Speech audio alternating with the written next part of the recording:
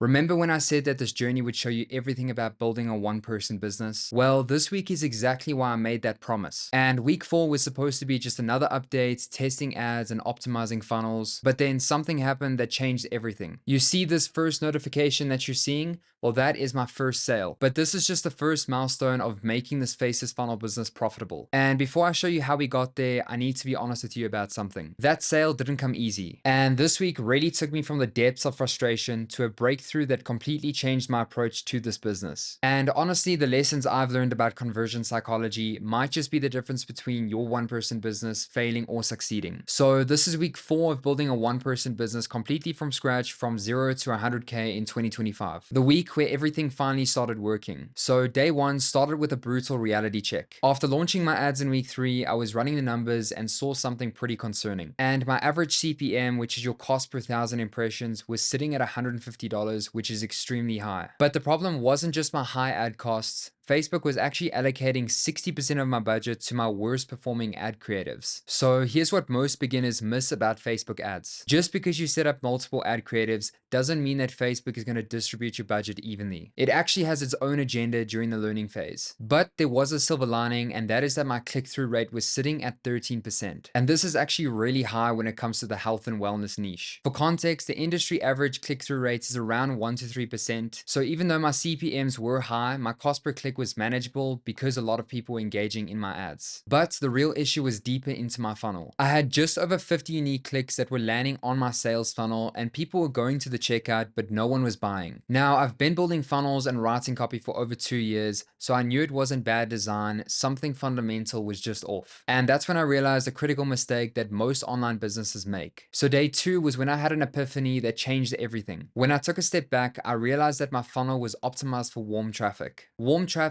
is essentially traffic where people know who you are and what you're selling. But because I was running ads to cold traffic, people had no idea what my offer was about. And this is actually marketing psychology 101, but it's so easy to forget this when you're in the weeds of building your business. Because when you're selling a unique mechanism or solution that people aren't familiar with, cold traffic needs more explanation and trust building than a simple landing page can provide. Just think about it. If you've been following along, you probably know what a faceless funnel business is. But if I was trying to promote a faceless funnel business to a cold audience, it's going to need more explanation. But if I'm trying to sell a course on selling faceless funnels, people are going to have no idea what that is. And with cold traffic, you need to overcome that massive skepticism. So I made a decision that would completely transform my funnel, and that was to add a video sales letter. And this isn't just any offer walkthrough. A properly structured video sales letter walks cold traffic through the problem they're experiencing, why other solutions haven't worked, your unique mechanism or approach, proof that it works, and what life looks like after using your solution. And you know what? The data does back this up. Video sales letters can increase conversion rates by 80% for cold traffic offers. So I spent all day on day 2 building my video sales letter that is tailored specifically for cold audiences. So by day 3, the changes were already showing promises in my metrics. Remember that expensive ad that I mentioned in day 1? Well, I did kill the ad and my results were immediate. My CPM dropped from $180 to $100, which dropped my cost per click from $2 to $1. So now we're getting somewhere, more traffic at half the cost, which means more potential sales. And then we got to 60 to 70 landing page views with 5 people at the checkout, but still no purchases. And that's when I spotted another conversion killer, which is friction at the checkout. You see, I had originally set up 2 order bumps, additionally offers for $19 and $24 that customers could add with a simple checkbox. And in theory, this increases your average order value. So I stripped everything down to the core offer, no order bumps, no upsells, just a clean, simple checkout process. Now, this might be counterintuitive because aren't we leaving money on the table? Well, yes, but only in the short term. Because the priority right now is getting those first sales, collecting data, and getting Facebook's algorithm out of the learning phase so it can find our ideal customers. And remember, Facebook needs about 50 conversions to get out of its learning phase. Only then will it truly optimize who to show your ads to. So days 4 and 5 were where everything came together, where I finally saw that first sales notification. I won't lie, I was checking my phone every single hour, praying for that first sale. And when it finally came through, it wasn't just a dopamine hit, it was validation of the entire business model. Now, I'm not profitable yet. In fact, I'm still in the red. But that first sale means something much more valuable than just immediate profit. See, it means that Metapixel has now tracked a complete purchase conversion event. Facebook's algorithm now has real data on who actually buys my product, not just clicks or visits my website. So with this knowledge, I realized that I needed to make a few optimizations for my specific audience, which are women over 50 in the health and wellness niche. And since the demographic isn't always as tech savvy, I made my buttons bigger, brighter, and simplified the layout, and made everything more intuitive to navigate. And some of you may think that these small tweaks may seem insignificant, but they can easily double your conversion rates with the right audience. Now, before I end this video, I just want to share 3 quick valuable lessons that you can apply to your own business. First, always match your funnel to your traffic temperature, because cold traffic needs more education and trust building compared to a warm audience. And if you're running ads to people that don't know you and your offer needs a bit more explanation, I highly recommend implementing a video sales letter. It also just helps address the objections that your audience might not even realize that they have. And second, simplify before you optimize. When starting out, I recommend just selling your core offer first, because before you introduce order bumps or upsells, you need to see if your offer is validated. And thirdly, data beats assumptions every single time. Even though I've been building funnels over the past 2 years, I still needed to test and optimize on real user behavior. So don't fall in love with your funnel design or ad creative. Fall in love with what the data tells you is working. So what's coming in week 5? Now that we have our first sale and Facebook is starting to collect real conversion data, we're entering the optimization phase, and this is where we can start to identify which ad creatives are actually driving sales, not just clicks. Start adding order bumps to increase our average order value once we start getting more sales. And then after that, we can hopefully start scaling our winning ads to reach more of our ideal customers. So the goal right now is honestly to start getting out of the red and breaking even or making profit. And then once we do that, we can start investing the profits into our ads and start scaling. Honestly, this week taught me that starting a business isn't about getting everything perfect from day one. It's really about adapting quickly and see what's working and what isn't. And having persistence to push through those days where you wonder if this is going to work at all. If you're on a similar journey, remember that the first sale isn't about the money, it's proof that your concept works. And everything after that is just about optimization. So let me know what you thought about week 4 in the comments below. And next week, we'll see if we can turn this single sale into a consistent, profitable funnel. So I'll see you then.